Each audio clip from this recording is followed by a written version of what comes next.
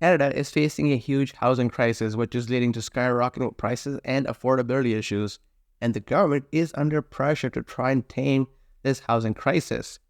And we know for a fact, and with recent news coverage, that immigration is a significant driver, especially in Canada, for population growth. And it's also contributing to a lot of housing demand. On top of all that, it's also leading to a bit of political controversy because on one hand, you can't talk about the housing crisis without talking about the immigration concerns. And what happens from here? Where do prices go next? Where is the market headed based on what we're seeing in terms of immigration, based on what we're seeing in terms of housing prices, based on affordability issues, based on homelessness? There's a lot of factors that's really impacting the housing market right now, and which is why we're in this situation today. Before we take a deep look into that question, I wanted to do a quick mention that instead of manually crunching numbers on a spreadsheet or using some random app, there is another better option to analyze your housing options, or if you're looking for investment property, there is a great platform you can use. Landlord is a platform that helps you manage and optimize your property portfolio with data-driven insights and actions. With Landlord, you can analyze your property and see if the numbers stack up really before buying. It also lets you stay updated with the latest features such as the Works Generator or My Documents. You can use its latest features to plan your renovation projects, your repairs, your maintenance tasks, or any other work you need to do on your property. I highly recommend you check it out, give Landlord a shot. I'll leave a link in the description below so you can check it out if it makes sense for you or not. Canada now has the lowest number of housing units per 1,000 residents among the G7 countries, and that's thanks to this growing divide between population growth and housing supply. And on top of all of that, Canada continues to bring in 500,000 new permanent residents, which it's doing this year, which it's going to do in 2024, and it's going to do that in 2025. And keep in mind, those numbers don't include international students, doesn't include temporary foreign workers. If you combine all that together with permanent residents, international students, temporary foreign workers, Canada brought in net over 1 million new people into the country last year. And this is where I'm having a hard time reconciling all this in my head. The government knows we're having a housing crisis. It's evident. You take a look at rental prices, take a look at housing prices, just a look at the homeless situation in Toronto and Vancouver and other areas. And knowing all that, we're continuing to bring in massive amounts of people each and every year. It just doesn't make natural sense to me. Does this make sense to you? Or am I the only one that's having a hard time reconciling the housing crisis and our massive immigration that we continue to see day in and day out? Let me know your thoughts. A projection by CMHC actually calls out Canada that we will need 3.5 million more homes by 2030 just to lower costs. Home prices in Canada now average over $750,000. That has put a lot of new home buyers in a situation where home ownership is now out of reach. It's been out of reach for a while, and it now continues to go even further out of reach. Renting is not much better either. Rent inflation is over 5%, which is putting even renters into a tough situation. There was a recent survey conducted, and 7 out of 10 Canadians actually want to see home prices fall to help improve affordability. And it's not 7 out of 10 new buyers or 7 out of 10 renters. It's 7 out of 10 Canadians, regardless if they own, rent, or buy, or whatever. Even people who own their own homes want to see prices fall because they may have family that they're seeing struggling just to buy or own something. It doesn't matter if they currently own a home, but if their children or if their nieces, nephews, or whatever have you, they're seeing them struggling to own. It's a very tough situation, and we know what's really driving it. And recently, Trudeau said home prices cannot continue to go up and even pledged more measures to increase supply. It's honestly very funny hearing Trudeau speak about housing considering it happened under his watch in the last 8 years since he took power in 2015. It took him 8 years to realize that there's an issue. People have been complaining about this, and media coverage has been on top of all this. It's been an issue for a long while now, and I feel like this is now more just lip service where he's like, yeah, let's put a stop to this. There's definitely an issue here. It's been a massive issue. It's a crisis. So what is the government actually doing today to help put a stop to this or help try to slow the issue? Well, Here's something interesting. They're going to build 2,000 new units over the next 3 years in London, Ontario, which I'm sure is going to make a huge dent into this housing crisis. The reality is, the housing crisis is impacting the quality of life today, and it will impact the quality of life tomorrow. This is not a situation where we can wait 3 years with 2,000 units to help solve the problem. We need to start questioning the effectiveness of these government policies.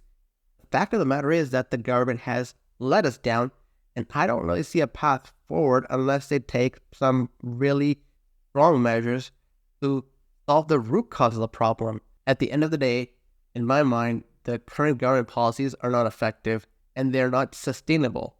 Whether they're trying to use measures to slow it down or whether they're supporting the underlying root cause of the situation, there needs to be a massive change. There is a huge gap right now in terms of the number of homes being built and the number of homes that are needed to provide some sort of relief into the market. That gap, as I mentioned earlier in the video, is around 3.5 million new homes are needed just to help contain things.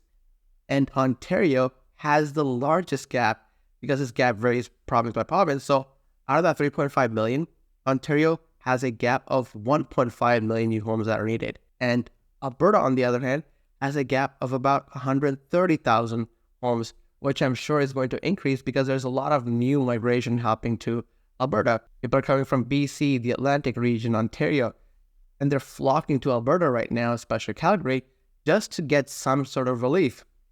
And I'm sure that gap, which is 130,000 in Alberta today, in terms of homes needed and homes that are being built, that gap is just going to get bigger. And speaking of which, if we continue on this trajectory of this high population growth driven by net new immigration, that 3.5 million gap grows to 4 million. Think about it, because if you're going to bring in more people, they also have their own other savings or their own income levels. That just naturally creates more demand for housing. And we just don't have the supply to keep up with it. That's what creates this gap, and that gap just gets bigger and bigger. And if you take a pause here for a second and really think about the quality of life you've experienced in Canada, maybe a year ago, 4 years ago, do you feel like your quality of life has gotten better? Or do you feel like no matter how hard you work, no matter how much more income you bring in, you're actually sort of feeling more and more behind? So your quality of life has actually gotten worse. And that's the issue here, that there are underlying causes contributing to all this. So what's the point here? You keep working harder, you're expected to work harder, pay more taxes, and experience a worsening quality of life? Does that make sense? And according to CMHC, if we can put an end to our current immigration policy, and even if we experience weaker economic growth, well, guess what? Even with that, that gap of 3.5 million actually drops to 3.1 million. But what happens if we keep on this path of bringing in this mass immigration? Well, it may sound obvious, but here's where we go next. We're going to see reduced housing affordability and accessibility for Canadians. We're going to see increased social and economic inequality and instability all around. We're going to see decreased mobility and overall productivity in the labor market. If people can't afford to live where they work, they're naturally going to be under a lot of pressure to move to somewhere that's more affordable. And that takes the economics out of that region into another region. So what's the main message here? If I had to summarize everything I just talked about in the last little while, we know that Canada is facing a huge housing crisis. There is affordability issues, and this gap between the number of homes that are being built and the number of homes needed is growing. But I feel like we still have this small window of opportunity where the gap is not insurmountable. That's if we make the necessary policy changes today. And those policy changes can't be 3 years from now. They need to be today. Otherwise, that small window of opportunity closes. We need urgent and coordinated efforts across all levels of government, across all communities, to really help bring this down. And I hope there is a wake-up call for the government, because building 2,000 homes in London, Ontario over the next 3 years, it's not going to do anything. It's lip service. It's almost like make-believe that, yeah, we're trying to do something. We're building these new homes. Just don't pay attention to the fire over there. Look at us. We're building these great 2,000 new units over 3 years. So far we've been talking about how immigration is essentially providing this floor on housing prices. But what about interest rates? We've seen rising interest rates. Interest rates are higher today, especially compared to last year. They're definitely significantly higher compared to 2 years ago. And people who are now coming up for renewals where they had 3 years locked in, 4 years or 5 years locked in, they're now in a different market environment than they saw when they initially locked in. So based on that, RBC is saying that as these renewals come up, we're expected to see sort of this moderate price increase, which may create some level of stabilization, but I still feel like that just may get offset by just a sheer amount of immigration coming in. So even if we see prices stabilize on the home ownership aspect, well, what about renting? People still have to compete for shelter. If you can't buy, well, guess what? That puts more pressure on the rental market. The other factor that's worth keeping an eye on is that investors and landlords who bought properties to rent out, because these interest rates are significantly higher, they might actually be struggling from a cash flow perspective. So they may not even have an option but to offload their properties. And if we see more investors head to an exit, that may create some natural supply into the market. But again, this isn't happening just yet, but something to keep an eye on.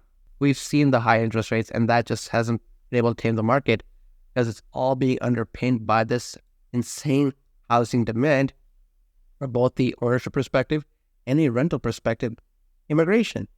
That's what it comes down to. But it's also important to note that bulk of the immigration is still hitting Toronto, Vancouver, and now to some extent Calgary.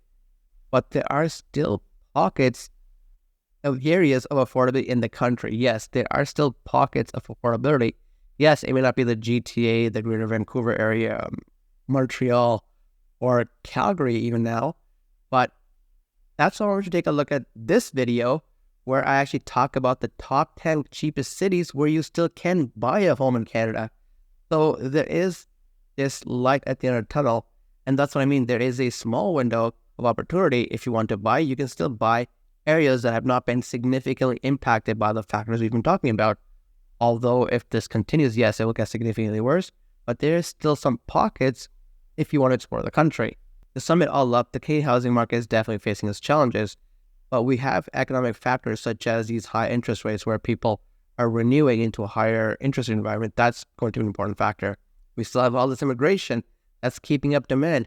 That's another important factor. So there's all these economic drivers that are creating the situation we are today. And on top of all that, Canada has regional housing markets. What you're seeing in the Toronto market, you're not going to see in, for example, Regina, Saskatchewan. You may not see the same thing in Edmonton, Alberta. There are pockets of affordability. If you are in a situation where you can move to those areas, it's not easy, but if you can and if you want to find those areas, they are out there. It's a lifestyle choice. Housing is seen as a source of wealth creation. We are almost ingrained with our roots that you must buy a home to be seen as a successful individual. You can't just keep renting for the rest of your life. You have to own a home, or you need to become a real estate mogul to make a lot of passive income. It's ingrained in our mental thoughts. And we're at a point where housing is seen as this massive source of wealth creation that we're so far removed from the fact that housing should be a basic need. Like I said, let me know in the comment section, are you actually satisfied with the quality of life that you're seeing in Canada today? How does that compare to a couple years ago? And are you thinking about an exit strategy? I'd love to know your thoughts in the comments. So how do we solve this? This is a real problem and we need real solutions.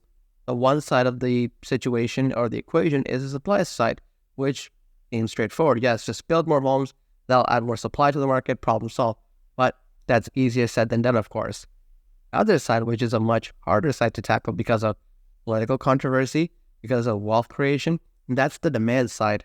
And if we want to be brave and solve the demand side, well, guess what? We have to put restrictions on homes, especially from non-residents and from speculators. If a country is facing a housing crisis for its residents, it shouldn't really be open doors for everyone to just pile on. Restrictions need to be placed to maintain and cut off demand. We need to hold the government leaders accountable for what's happened. Far too many times we've been faced with broken promises, and yet we continue to sit here and just wait. And it's a grim situation to be in, and unfortunately, I hate to end off on a bad note, but that's the reality. We need to hold these leaders accountable. We've just been sitting by, watching quality of life in Canada get worse. What we can do for ourselves is that if you are in a situation and you can move to other areas, again, check out that top 10 video of where you can still find the top 10 cheapest cities in Canada. But we can take actions if we are in the situation too. Thank you so much for watching. Make sure you hit that like, subscribe, and thanks button because it lets me know to create more content like this. It supports the channel. I have exclusive offers for you to check out in the description of this video for some exclusive sign-on bonuses and discounts. So just check them out. These are services and products I use, and I think it might be worthwhile for you to check them out. That's it for now. I'll talk to you in the comments section.